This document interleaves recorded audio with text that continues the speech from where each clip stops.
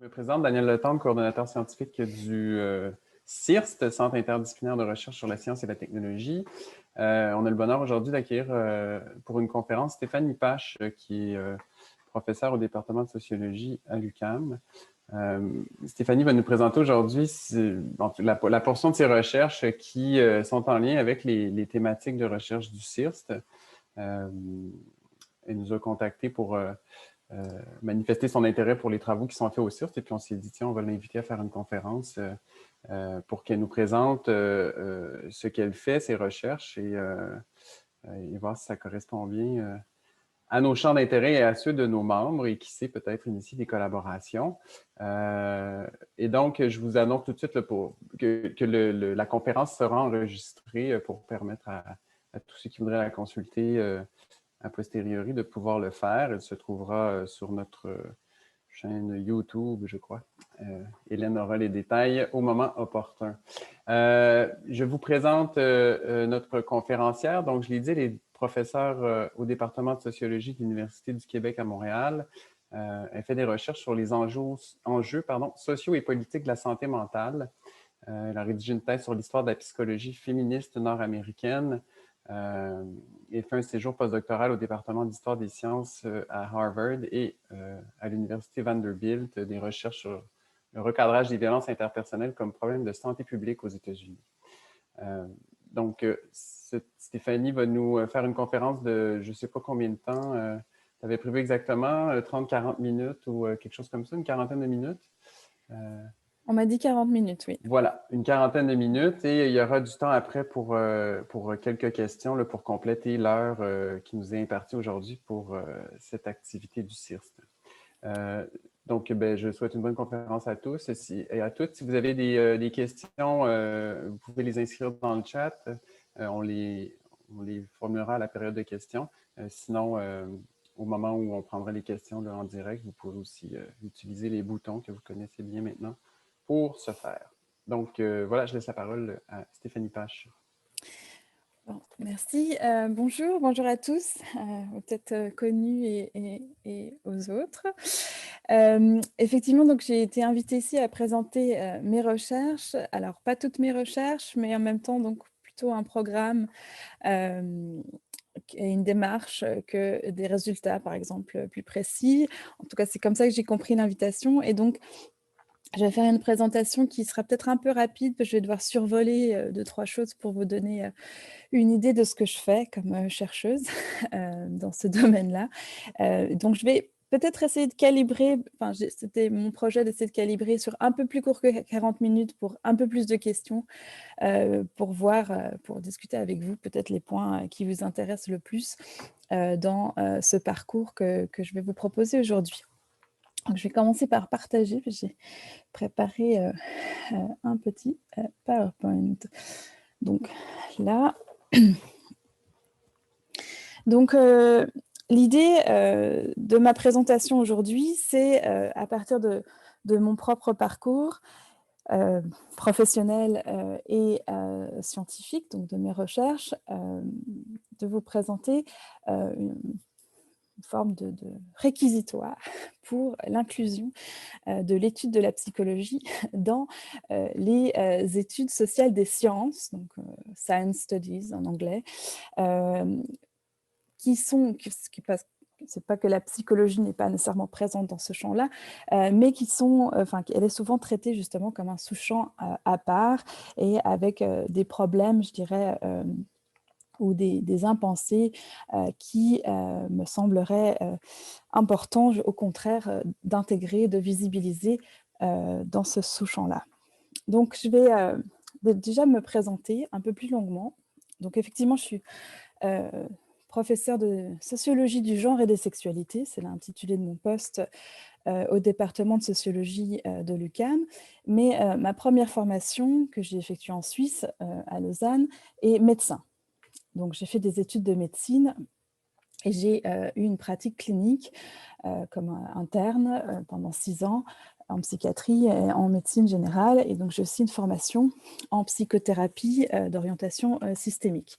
Je dis ça parce qu'évidemment, quand on arrive avec les gros sabots de la sociologie critique sur un objet, il est important de se rendre compte que ce n'est pas pour un rejet complet de la discipline ou pour une critique radicale des pratiques psychologiques ou des savoirs psychologiques, mais bien au contraire pour instaurer un dialogue que j'espère fructueux entre les disciplines et qui est, il me semble, l'un des enjeux aussi des études sociales des sciences.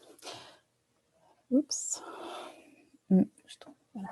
Donc, c'est le plan de la petite présentation que je vous propose. Pourquoi étudier la psychologie d'abord? Donc, enfin, pourquoi déjà j'étudie, mais qu'est-ce que c'est aussi la psychologie? Et puis, la plus grosse partie, ce sera comment le faire. Et donc, je vais vous présenter surtout le cas de la psychologie féministe. Et parce que le temps est limité, le deuxième cas de recherche, disons, sur les violences interpersonnelles, je l'évoquerai probablement plus rapidement. Et aussi parce que c'est une recherche qui est toujours en cours. Et ensuite, on aura un temps de discussion. Donc, l'objet. L'objet, la psychologie, donc là, je vous ai mis une citation de l'historien de la psychologie, Fernando Vidal.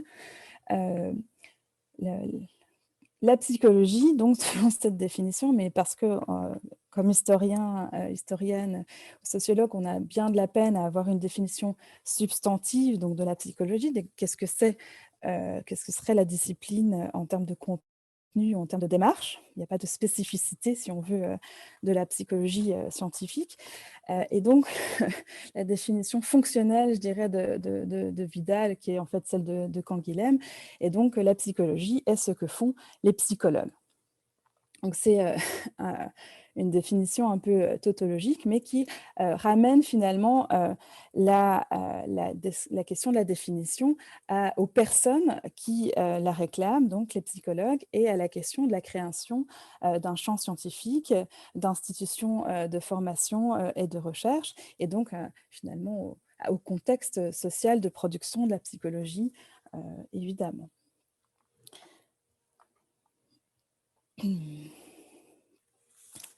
Donc pourquoi aujourd'hui il est important de s'intéresser à la psychologie? C'est que la psychologie aujourd'hui est partout. Elle est, donc, comme je l'ai résumé ici, un langage par lequel on exprime ce qu'on vit et ce qui est notre expérience quotidienne en termes d'émotions, de relations, de sexualité, de conflits et aussi tout ce qu'elle peut nous offrir comme ressources pour régler nos problèmes, etc. On reviendra là-dessus.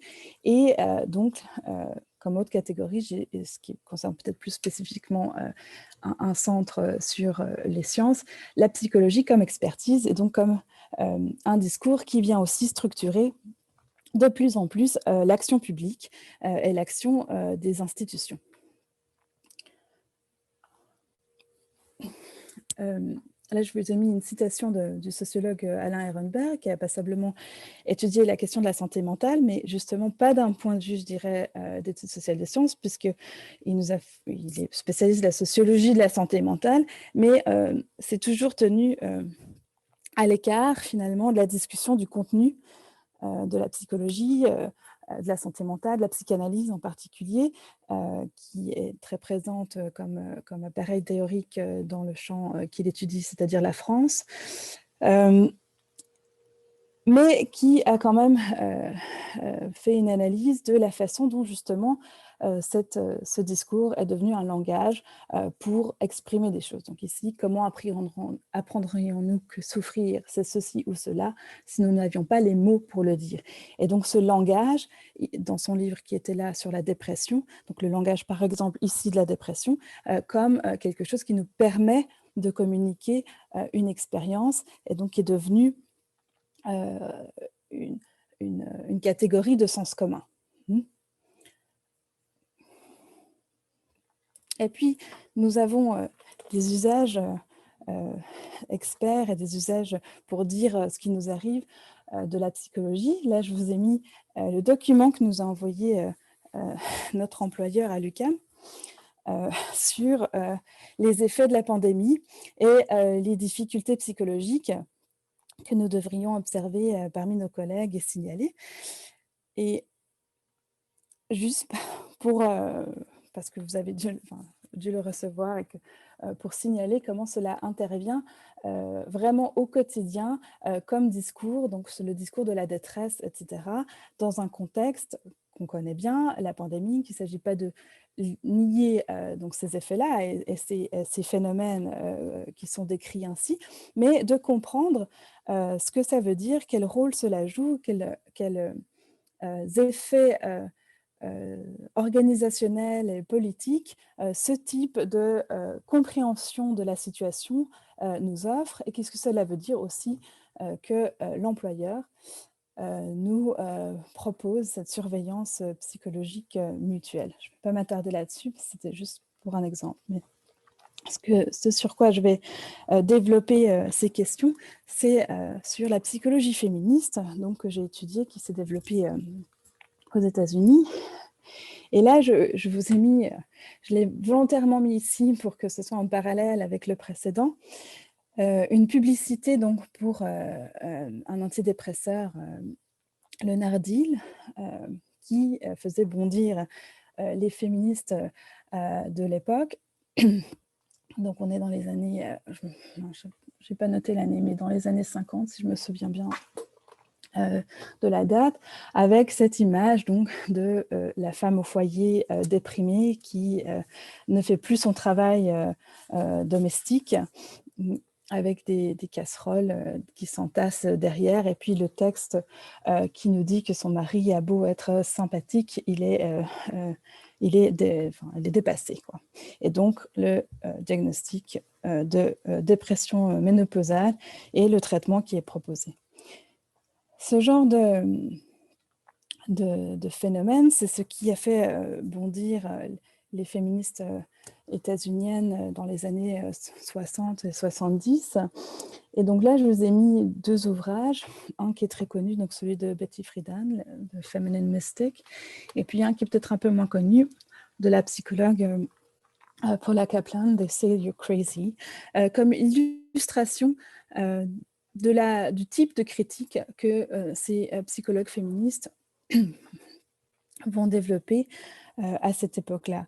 Donc on est dans un contexte, les États-Unis des années 60, où la psychologie a déjà acquis un statut d'expertise très très important, comme l'a montré notamment l'historienne Helen Herman dans un livre précisément sur l'expertise psychologique, qui a commencé à être sollicité par le gouvernement américain dès le début du XXe siècle pour aider à, par exemple, évaluer la santé mentale des personnes migrantes qui arrivaient sur l'île d'Ellis Island à New York et qui devaient donc créer des catégories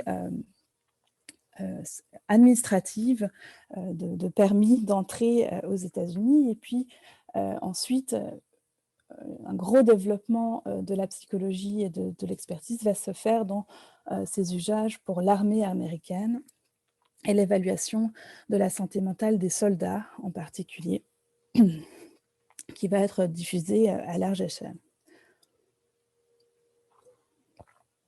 Dans les années 60, donc aux États-Unis, on est déjà avec une culture que certains ont qualifiée de psychologique, mais ces discours experts qui se propagent sont critiqués par les féministes comme étant sexistes et reproduisant des stéréotypes patriarcaux. Je vous épargne le détail, vous en avez vu un avec la publicité. Et donc, elles vont développer des critiques à plusieurs niveaux. D'abord, ce que j'ai dit, la critique du pouvoir psychiatrique et la façon dont on va caractériser les expériences des femmes que les féministes considèrent comme étant simplement opprimées, si on veut, comme relevant de problèmes de santé mentale, comme la dépression. C'est ce que va, par exemple, décrire Betty Friedan dans son livre. Et la souffrance, le mal-être des femmes au foyer, des banlieues riches, disons aux États-Unis, sont en fait victimes de leur oppression, et c'est pour ça qu'elles sont déprimées, et puis que ça n'a rien à voir avec la ménopause ou avec d'autres troubles hormonaux, par exemple. Et donc, il va y avoir une critique à la fois politique de l'autorité que représente ce discours, mais aussi scientifique, avec des psychologues féministes à l'interne qui vont donc remettre en question la validité scientifique de ces explications et des études qui ont été faites. Et elles vont proposer des alternatives, d'autres types de recherches, avec tout un champ de recherche de la psychologie féministe qui va s'ouvrir, et la psychologie du genre et des femmes, qui va en particulier s'inscrire contre la tendance du champ à créer, c'est comme ça qu'elle le présente, à créer des différences sexuelles, à montrer à tout prix des distinctions entre les catégories de sexe en dehors de toute pertinence scientifique par ailleurs. Donc ça, c'est une chose, la critique de la psychologie différentielle des sexes, en gros. Et puis l'autre question va être donc celle de la psychiatrisation et la critique des catégories psychiatriques. Là encore, je vais passer assez vite, mais je vais m'attarder sur une question en particulier qui va être celle du traumatisme, parce que c'est en lien avec la deuxième partie de ce que je veux faire. Donc, sur les propositions et les actions qui sont proposées. Donc, on a d'une part cette critique scientifique, épistémologique qui va donner lieu à des nouvelles recherches, à des actions contre les institutions psychiatriques et psychologiques, à des regroupements sous forme d'associations ou de divisions internes à l'Association américaine de psychologie, par exemple, de psychologie des femmes, qui va aussi défendre le statut des femmes psychologues dans l'association. Donc, c'est ces actions conjointes qu'on retrouve dans plusieurs professions sous l'impulsion des mouvements féministes.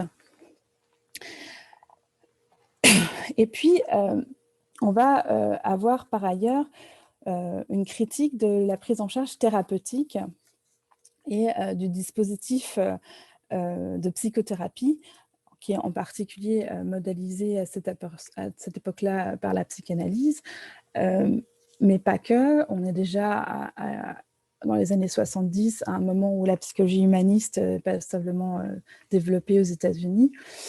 Et donc, là, ce qui est intéressant de comprendre dans ce qui relève de la proposition éthique et politique de transformer le modèle psychothérapeutique, c'est que cela se passe beaucoup sur l'idée de changer le rapport de pouvoir, la relation de pouvoir, un peu particulièrement dans la relation thérapeutique.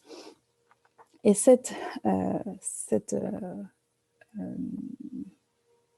rééquilibrage du rapport de pouvoir dans la relation thérapeutique se fait notamment autour de la question de l'expertise.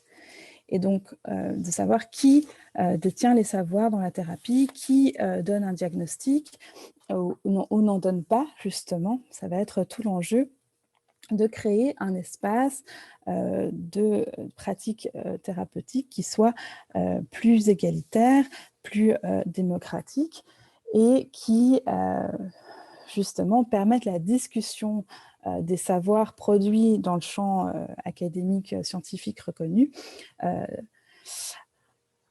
Alors, évidemment que ces thérapeutes-là, qui du coup se présentent en porte-à-faux jusqu'à un certain point avec leur champ, ne sont pas forcément celles qui vont rester dans les institutions.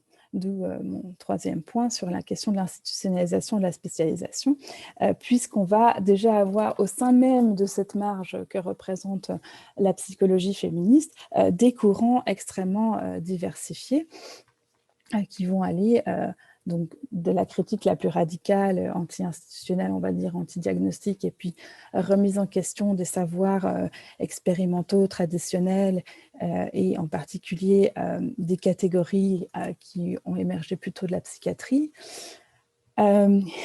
et d'autres qui vont avoir une attitude plus, je dirais, réformistes, on pourrait la qualifier, qui vont tenter donc de créer des recherches, de rester dans l'institution universitaire et de développer, enfin, juste de corriger, si on veut, certaines études empiriques, notamment, comme je l'ai dit, sur la question de la différence des sexes, soit en démontrant, enfin, socialisant l'origine des différences entre les sexes, ou au contraire en mettant en place des dispositifs expérimentaux qui contredisent ces observations. Je n'ai encore une fois pas le temps d'aller dans tous les détails, mais ce sont des questions qui restent jusqu'à aujourd'hui. Dans les années 70, ce n'était pas les neurosciences qui dominaient encore, mais jusqu'à aujourd'hui, donc, où on est plutôt dans une phase, je dirais, neuroscientifique de l'analyse comportementale, on peut toujours voir ce type de division avec des critiques je dirais radicales, par exemple des neurosciences. Donc le cerveau n'explique pas notre comportement. Et toute recherche qui cherche à placer des différences entre les catégories de sexe sur cet organe est considérée comme sexiste, avec des approches au contraire qui sont beaucoup plus intégratives et qui ont donné lieu, par exemple, au développement de neurosciences féministes, par exemple. Donc, je peux en dire plus si ça vous intéresse par la suite, mais c'est des catégories, c'est des courants scientifiques, disciplinaires qui existent jusqu'à aujourd'hui. Et donc, comment vont se spécialiser, puisque c'est comme ça qu'on fait carrière dans l'académie aujourd'hui, en tout cas depuis la deuxième moitié du XXe siècle. Et donc, les psychologues féministes vont en particulier se faire la main et puis une légitimité grâce aux mouvements féministes qui vont populariser, enfin faire reconnaître une grande cause qui est celle des violences contre les femmes. Et donc là, la reconnaissance du phénomène des violences contre les femmes et de sa dimension sociale et politique qui doit donc être prise en charge par une action publique va aller renforcer l'institutionnalisation de ces personnes et la reconnaissance d'une expertise spécifique sur ces questions.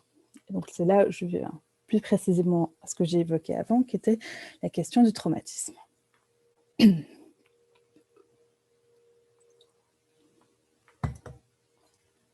Donc sur cette interaction, donc cette fois pas à l'interne du champ de la psychologie, mais entre la psychologie, les psychologues et les mouvements sociaux, donc là plus précisément dans le champ féministe, si on veut, donc des mouvements féministes et des psychologues féministes, on assiste dans les années, depuis la fin des années 70, mais surtout dans les années 80 aux États-Unis, à la prise en compte du phénomène des violences envers les femmes comme un problème important, et à la création dans les années 80 et les années 90 de politiques publiques fédérales et dans les différents États autour de cette question.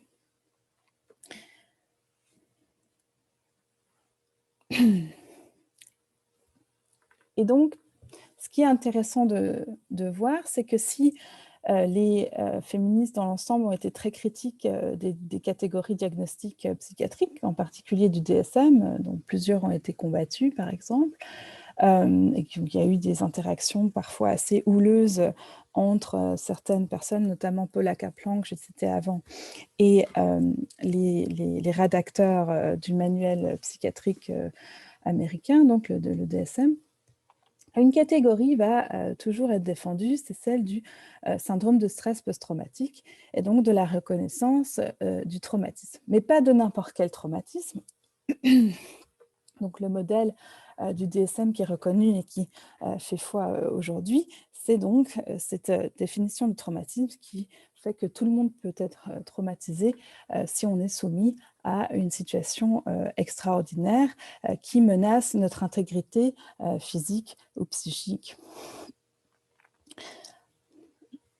Là aussi, il faudra aller plus en détail dans l'histoire spécifique du syndrome de stress post-traumatique, du PTSD, parce que les définitions changent un peu avec les éditions du manuel. Mais ce qui est intéressant, c'est que cette catégorie reconnaît une étiologie, donc une cause, c'est la seule du manuel qui fait ça, et que cette cause-là est externe. Donc on n'est pas dans un modèle de pathologie mentale où notre souffrance psychique viendrait de, je sais pas, de conflits intrapsychiques ou de nos gènes ou de notre cerveau ou je ne sais pas quoi. On est dans un modèle de souffrance, d'atteinte à la santé mentale, où on a vécu quelque chose qui a un effet sur notre santé mentale. Donc évidemment, c'est précisément le paradigme de la santé mentale que défendent les féministes depuis le début de leur action critique. Et donc, c'est une forme de reconnaissance qu'elles ont obtenue en faisant alliance, étrangement, avec les vétérans de l'armée américaine, qui sont considérés comme étant ceux qui ont été déterminants dans la reconnaissance de ce syndrome, de cette catégorie dans le DSM, alors que les soldats de l'armée américaine ne sont pas que des victimes de violences, mais aussi des auteurs de violences. Donc il y a une reconnaissance de ce syndrome donc, qui peut atteindre toute personne exposée à des violences ou à un événement traumatique, donc que ce soit des auteurs ou des victimes. Donc déjà, juste pour une petite précision. Et donc, on voit ici converger la reconnaissance donc des effets, des origines sociales de la souffrance psychique, qui était un grand enjeu donc de ces critiques, mais aussi des mouvements sociaux des années 70 et aussi notamment du mouvement antipsychiatrique, dont je n'ai pas le temps de dire beaucoup, mais qui a aussi effectué une critique du champ à cette époque-là.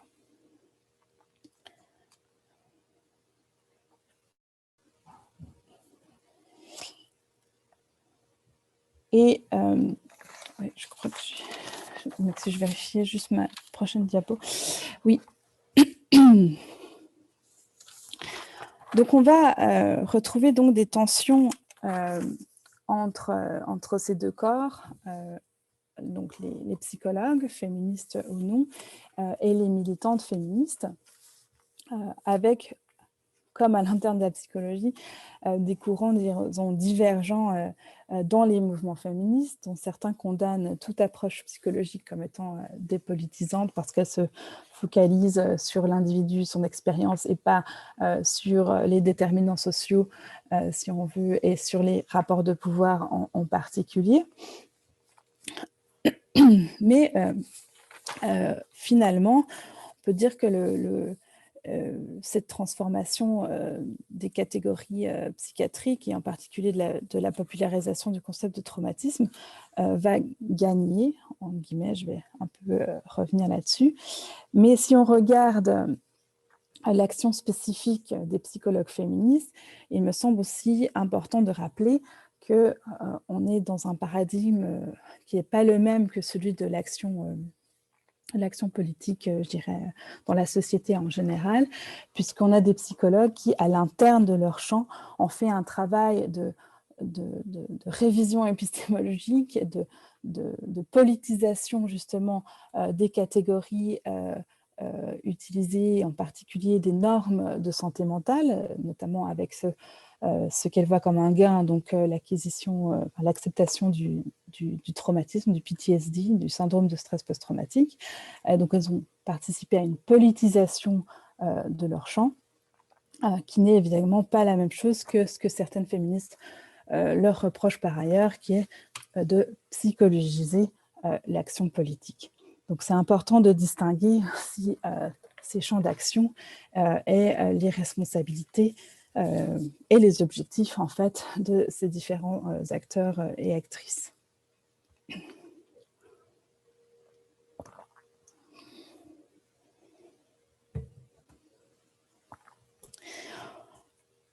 Je vais revenir là-dessus, mais je vais...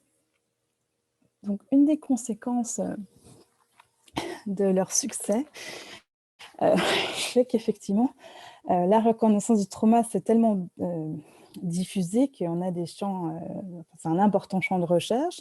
Notamment, on a aujourd'hui l'épigénétique du traumatisme, les neurosciences du traumatisme, enfin, etc., etc. Toutes sortes d'approches du traumatisme. Et ce qui a conduit Paula Kaplan, donc une des psychologues féministes que j'ai évoquées, à écrire par exemple cet article qui a été publié donc, en 2006 sur les risques de la psychologisation du trauma, ce qui est relativement amusant quand une psychologue nous a avertis de la psychologisation. Et justement, je ne vais pas lire l'abstract, mais dans le texte, qu'elle s'inquiète, c'est qu'on dépolitise et qu'on privatise la prise en charge du trauma. Donc, c'était une chose de reconnaître que la violence, ou que les violences, notamment sexistes, ont des effets sur la santé mentale des personnes et donc sont très importants, doivent faire l'objet de politiques publiques, etc. Puis, c'est une autre chose de regarder quel type de réponse, quel type d'action publique, justement, on propose et qui, donc, selon Paula Kaplan, prennent le risque de repathologiser et de reprivatiser les expériences de violence, alors que c'était tout l'enjeu des mouvements féministes de montrer la dimension collective de ce phénomène-là.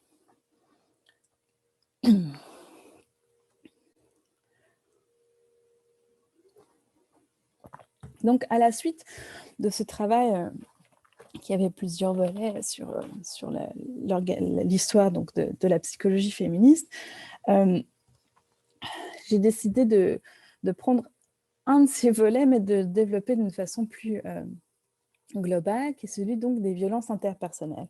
Puisqu'à partir des années 80, la question des violences interpersonnelles va commencer à être très présente dans le champ de la santé publique, qui va créer, je dirais, son propre objet en développant des enquêtes épidémiologiques sur les atteintes à la santé. Donc, une des façons de montrer l'importance et la nécessité d'intervenir sur les violences interpersonnelles au sens large, ça va être donc de documenter, de quantifier l'impact de ces phénomènes sur la santé publique, sur la santé des populations. Et il va y avoir un effet un peu de confirmation tautologique, de démontrer indirectement l'existence finalement de ces violences par le fait qu'elles aient un impact sur la santé avec des questionnaires assez divers. Et qui sont le fait d'épidémiologues et de psychologues engagés, disons, progressistes dans cette tendance, je dirais, sociale de l'épidémiologie, hein, qui est un projet historique de l'épidémiologie, de voir la santé comme un phénomène collectif, et donc de démontrer où il s'agit d'agir par l'action publique.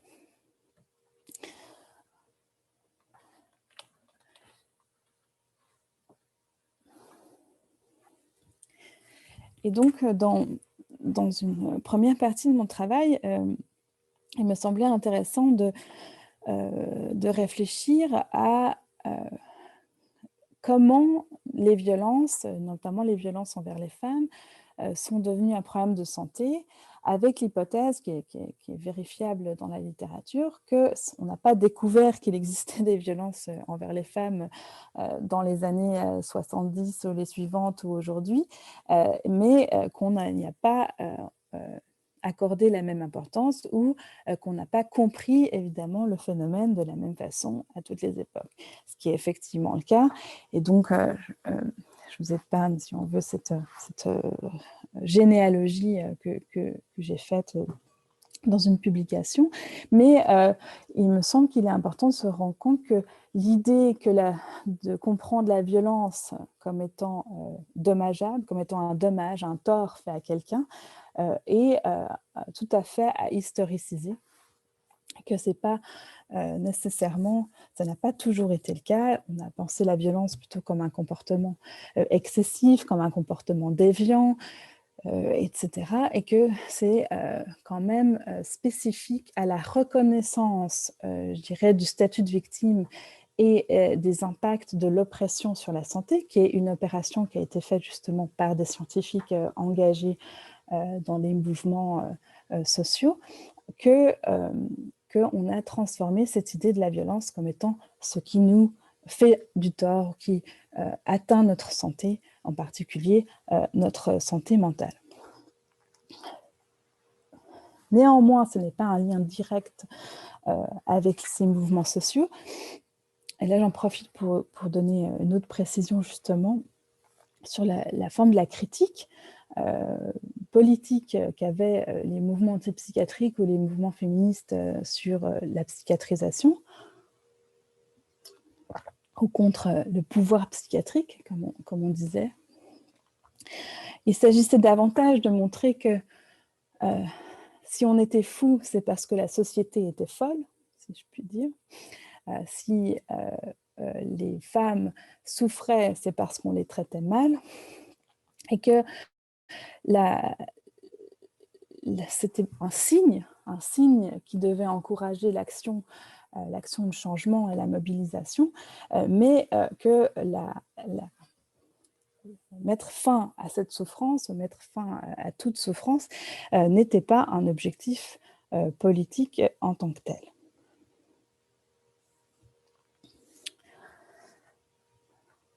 Pourquoi c'est important ? Parce que ce cadrage-là, psychosanitaire, donc des violences interpersonnelles, qui sont pourtant reconnus même par ces épidémiologistes comme ayant leur cause dans des rapports sociaux inégalitaires, que ce soit la pauvreté, le sexisme, le racisme, etc. etc. On pourra faire une longue bibliographie de la littérature en santé publique qui reconnaît ces facteurs sociaux de la santé. Mais cette expertise-là va conditionner la façon dont les gouvernements pensent l'action publique et les propositions qui sont faites, en particulier les propositions d'action préventive. Et donc ça, c'est la partie de ma recherche qui est toujours en cours, dont j'ai pas pu faire le terrain comme je le voulais jusqu'à présent à cause de la pandémie, mais c'est-à-dire d'aller regarder justement comment les dispositifs d'intervention qui sont mis en place pour prévenir les violences interpersonnelles sont en particulier aujourd'hui des mandats confiés à des associations ou des fondations qui interviennent dans les écoles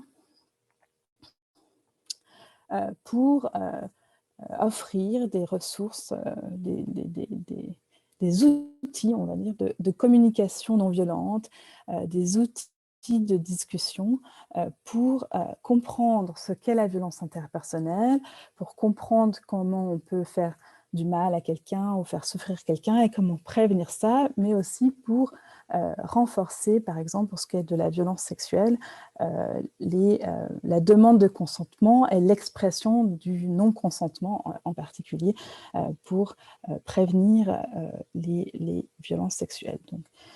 Donc ce domaine, cette vision très psychologisante de la violence interpersonnelle a des effets tout à fait concrets sur les actions qu'on mène et sur la façon dont on pense pouvoir changer la survenue, l'incidence du nombre de ces violences.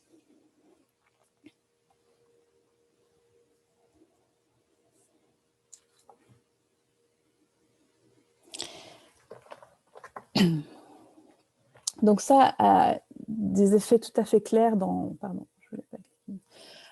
la façon dont les gens parlent des violences, dont les enfants, les ados, les étudiants qu'on a parlent de ce qu'est une violence, donc à un point des fois un peu caricatural où effectivement tout ce qui nous met mal à l'aise, tout ce qui est de l'ordre de la souffrance, de l'inconfort, etc., va être qualifié de violence, ce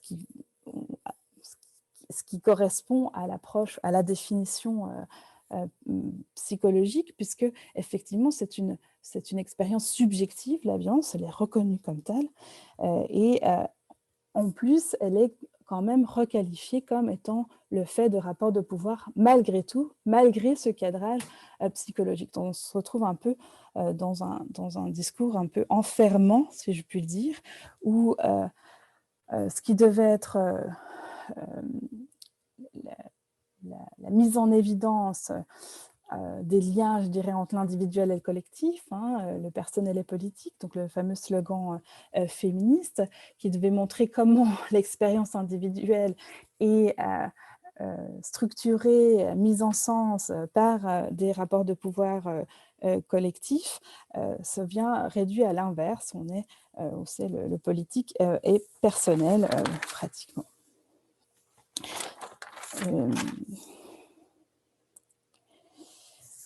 Voilà. Et donc, ces exemples visaient donc à vous montrer comment il s'agit, quand on essaie d'examiner le rôle sociologique, le rôle social, pardon, de la psychologie dans la société, comment les savoirs eux-mêmes sont des productions sociales controversées, donc y compris à l'interne du champ, comment il s'agit d'analyser les rapports de pouvoir qui légitiment une certaine expertise psychologique, et donc mais aussi comment ce langage et ces catégories psychologiques doivent être situées parce qu'ils ont des usages fort variés, mais qui sont aussi des objets, donc comme j'ai dit, socio-historiques, qui peuvent être transformés. Donc, ne pas nier la réalité sociale des manifestations psychologiques ou des catégories telles qu'elles existent, c'est une chose, ça ne veut pas dire qu'on ne peut pas imaginer qu'elle soit autrement. Et c'est très important pour le troisième point que j'ai mis ici, qui est un point plus politique, mais qui est de maintenir ouverts les débats et d'éviter de dépolitiser les questions par une catégorisation définitive, je dirais, avec des arguments d'autorité qui considéreraient les catégories psychologiques et la psychologie comme un discours de vérité. Et c'est là toute la force de la psychologie, je dirais, qui lui confère un statut particulièrement efficace, c'est qu'elle est non seulement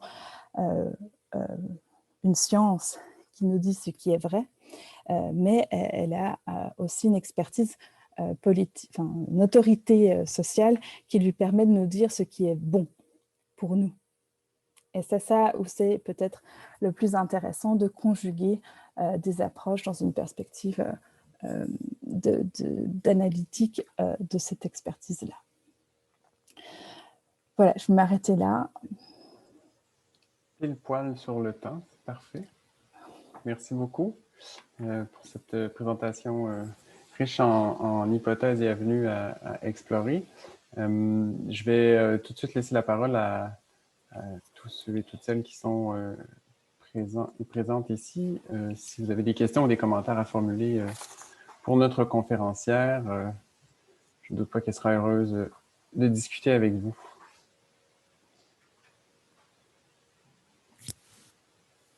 Quelqu'un se lance? François compte dans sa tête les secondes avant de poser la première question. C'est son rôle habituellement. Oui, François? Bon, là, tu m'as eu encore une fois. La prochaine fois, je vais venir, je vais cacher ma face puis je vais changer mon nom. Merci beaucoup, Stéphanie. C'est fort intéressant comme domaine de recherche. J'ai bien aimé les pistes vers la fin là, sur une science qui nous dit ce qui est vrai et ce qui est bon à la fois. Donc, c'est très centré autour de la psycho, bien entendu, c'est votre objet. Est-ce que ce ne serait pas vrai aussi de bien d'autres disciplines? Comme une chose qui frappe, c'est le programme originel de ces psychologues féministes. On pourrait dire que c'est quasi de sociologiser aussi la psychologie. Mais il reste que dans l'espace public, ce n'est pas les sociologues qui portent ce projet-là aussi fortement que les psychologues. Donc, peut-être, en fait, ce qui m'intéresserait, c'est ça. Là. Donc, les autres disciplines, si on décentre, comment se fait-il que la psychologie a une autorité, qui a une préséance sur, par exemple, comme c'est votre domaine aussi, la sociologie? Très bonne question. Donc, voilà, ça revient de... Je ne peux pas évidemment tout dire, mais effectivement. Donc, la psychologie et la sociologie sont des disciplines qui ont été créées à la même période, hein. Donc qui se sont construites l'une contre l'autre, on peut dire, d'une certaine façon. Hein. Et d'où, par exemple, la citation de Canguilhem que j'ai mis au début. Et donc, effectivement, c'est pour ça que j'ai commencé par préciser que la psychologie était ce que faisaient les psychologues, parce qu'effectivement, si on va regarder concrètement dans les recherches psychologiques, qui sont vastes, puisque le champ de la psychologie a beaucoup d'argent. Si on regarde même à l'UQAM, par exemple, ça crée des tensions à la faculté des sciences humaines, par exemple, pour aller rapidement. Et donc, c'est un champ qui a gagné beaucoup de légitimité. Moi, je pense, c'est des hypothèses partiellement vérifiées, donc il faudrait évidemment les voir dans chaque cas, parce que le contexte social compte. Mais la psychologie opérationnalise beaucoup ces théories, même sociologiques.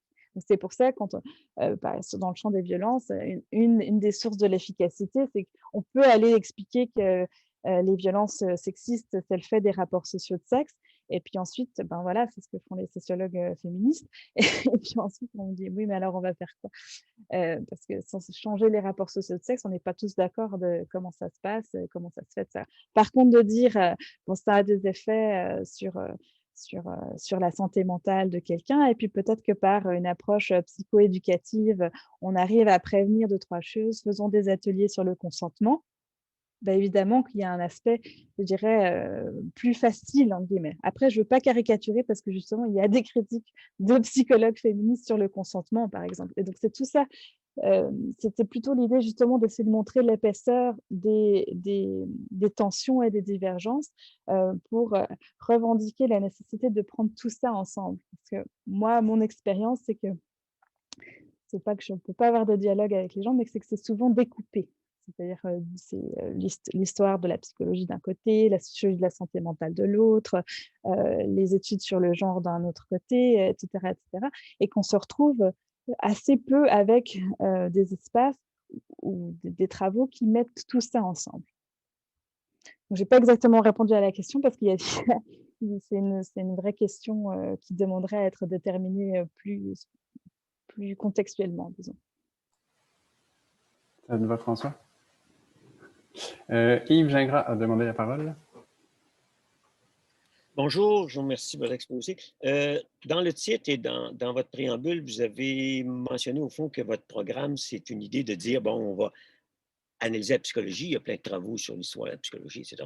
Mais c'est dans une perspective des études sociales des sciences. Donc, la question sera la suivante, c'est que dans le développement des études sociales et sciences à partir des années 70, on a beaucoup insisté sur un certain nombre de principes, disons, méthodologiques, qu'on peut discuter, mais je voulais juste savoir votre positionnement. Je pense entre autres à 2 principes qui sont assez centraux, puis qui ont eu beaucoup d'effets dans les analyses.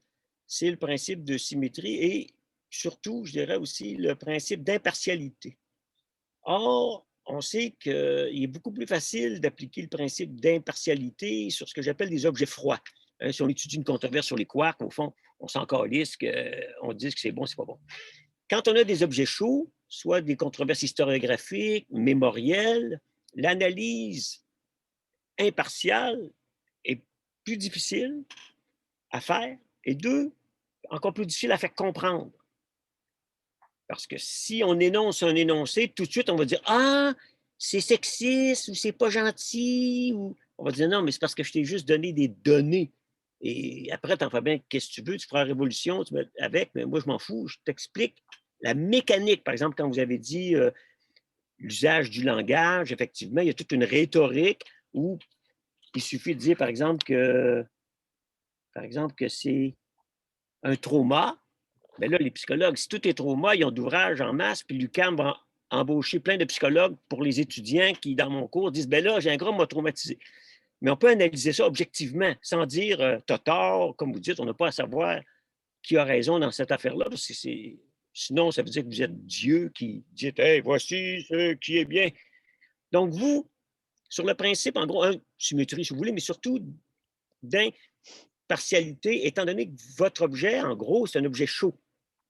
Il est très facile de sauter la barrière pour glisser rapidement de ce qui est, donc la is et out, de ce qui est à ce qui devrait être. Donc, c'est quoi votre vision de cette approche qui était très dominante, qui a été critiquée par les Australiens, qui disaient « Ah oui, neutraliser STS, STS doit être révolutionnaire », puis Harry dit non. Il dit Harry Collins, il dit ben non, STS, on ne sait pas qui va utiliser nos travaux. Hein? Les travaux de Collins sur la pseudo-science, entre guillemets, de la parapsychologie, ont été utilisés des deux bords, puis on ne sait pas comment nos travaux sont utilisés. Donc, je voulais savoir comment vous vous situez face à cette question-là. Ben, c'est pour ça aussi que je contacte le CIOS, pour avoir cette conversation en études sociales des sciences, parce que quand je l'ai seulement en études féministes, je vous dis qu'elle se passe de façon différente. Et qu'effectivement, donc il y a une question à deux niveaux. Moi, je pense, comme je viens un peu de le répondre, la force de la psychologie, c'est d'opérationnaliser la subjectivité.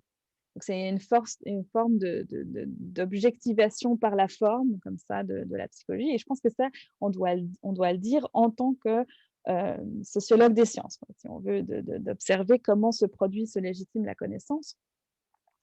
Et bon, là, c'est vrai que ce n'est pas la partie, je n'ai pas le temps de complètement développer la production même, donc des recherches et les divisions épistémologiques, je dirais, à l'interne même de ces critiques-là. Et donc, c'est toujours compliqué quand on fait, quand l'objet qu'on étudie est déjà politisé, si on veut. Donc, effectivement, quand j'étudie la psychologie féministe, je dois déjà la situer. Pourquoi elle se qualifie de féministe, par exemple, simplement. Et donc, il y a un débat épistémologique à plusieurs niveaux qui se pose toujours. Et sur la question de la symétrie,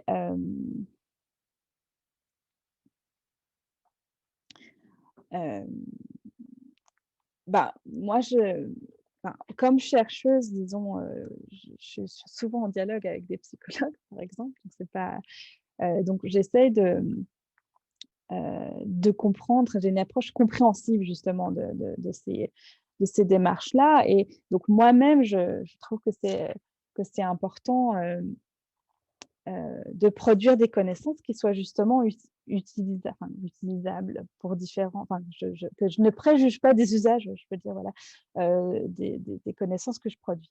Mais comme c'est des sujets sensibles, alors vous pouvez utiliser l'expression chaud-froid, mais c'est chaud bouillant, je dirais même, les questions de violence. Et puis, je parle plutôt des violences sexistes, mais on pourrait vite aller sur d'autres cas, notamment les violences racistes, qui sont encore plus problématiques, et je serais encore plus attaquée d'en parler. Et donc, voilà, c'est comme l'humour, je pense qu'on peut parler de tout, mais pas avec tout le monde. J'ai une réponse comme ça. Yves, voulais-tu ajouter quelque chose? Non. Merci. Est-ce qu'il y a d'autres questions ou commentaires? On a encore 5 minutes environ. À ce moment-là, je pourrais peut-être, sur le contenu, parce que ça m'intéresse, c'est effectivement, mais c'est pour avoir de mon côté de l'information. Par exemple, j'ai ici, vous connaissez l'étude de Steve Demazeux sur le DSM? Okay. Oui. Donc, pour ceux qui ne le connaissent pas, donc c'est des choses qui m'intéressent un peu. Et dans justement les psychologues, est-ce que vous avez observé qu'au fond, pour un psychologue, c'est un terrain béni, ça, ces mots qui veulent tout dire, parce que aussitôt que quelqu'un sent inconfort, je l'ai dit un peu en blague tantôt, mais effectivement, comme on psychologise tout, un inconfort, c'est « Ah, Jean Gras, tu parles fort » ou « Tu as sacré ». Rappelez-vous que c'est pas une joke, à la télé, quand il y a eu une entrevue d'un journaliste avec un un grand cinéaste québécois ou un producteur qui avait sacré. Ça a fait scandale, il est obligé de démissionner. J'étais dit, ah, j'aime pas s'entendre sacré. Au Québec, sacré, ça veut dire calice, tabarnak. Hein, en Suisse, on ne sac pas, là, mais au Québec, on sac. Et donc, pour les psychologues, c'est du pain béni, ça. Ou est-ce qu'il y en a en psychologie qui résistent, qui disent, ah, arrêtez là, les niaiseries, ça ne relève pas de la psychologie, ça relève de se faire éduquer par ses parents ou je ne sais pas trop quoi. Sinon, on va avoir la moitié de l'UQAM qui va être des psychologues pour s'occuper de tous les étudiants. J'ai envie de répondre par un biais. Oui, parce qu'il y a des épistémologies de la psyché extrêmement variées, en fait. Et par exemple, un champ qui était fortement critiqué par les féministes, donc la psychanalyse, pour des a priori bah oui, de son époque sexiste, etc., qui essaie d'être réhabilité par d'autres aujourd'hui comme étant... Bah, par exemple, la psychanalyse et des psychanalystes, mais il n'y a pas que.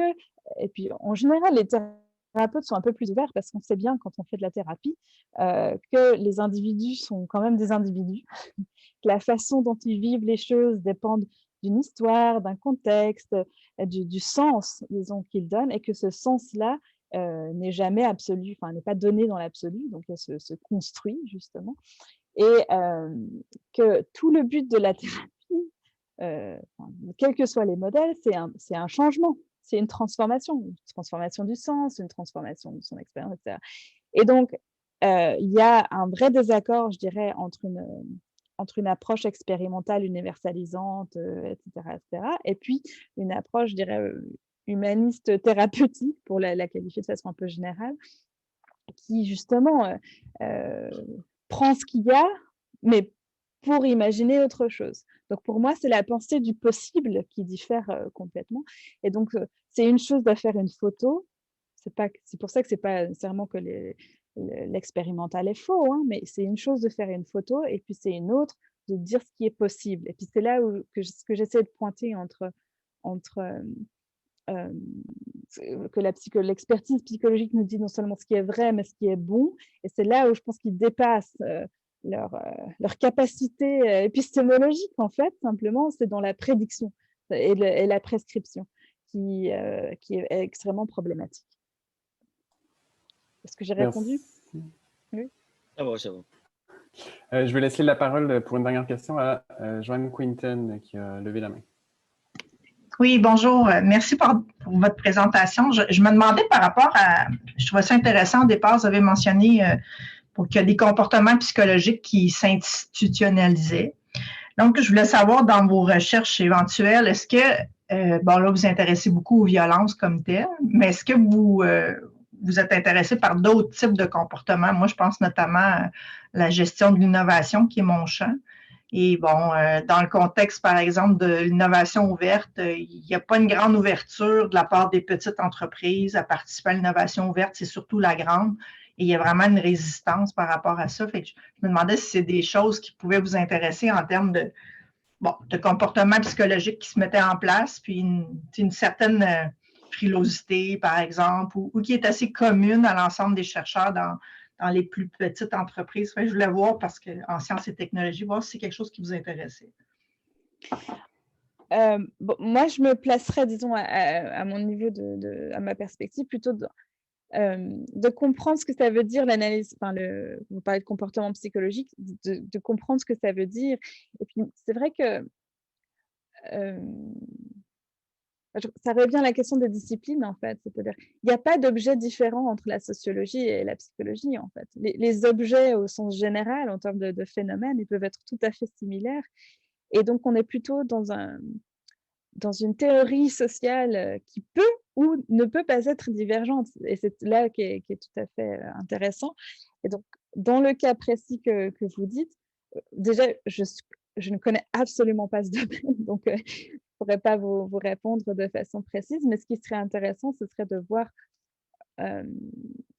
de faire des hypothèses peut-être justement sociologiques de compréhension des comportements plutôt que psychologiques, si on veut. Même si, encore une fois, avec tous les bémols que j'ai dit sur cette distinction.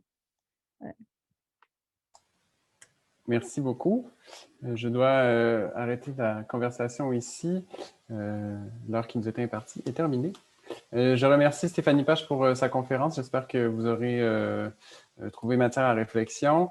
Et puis, je vous invite à regarder le calendrier des activités du CIRS pour les prochaines conférences qui s'en viennent. En février, on en a une, entre autres, d'Erantal, professeur à McGill, qui va nous parler. Hélène, il faut que tu me rafraîchisses la mémoire. Je ne l'ai pas en tête. Bref, allez voir sur les sites du CIRS. Responsabilité de l'éthique, je crois. Quelque chose comme ça. Dans le big data. Ouais, mettez tous ces mots ensemble, faites un titre, puis ça va ressembler à ça. Donc, merci encore une fois, et puis on se retrouve très prochainement. Merci. Merci à vous. Oui, merci beaucoup.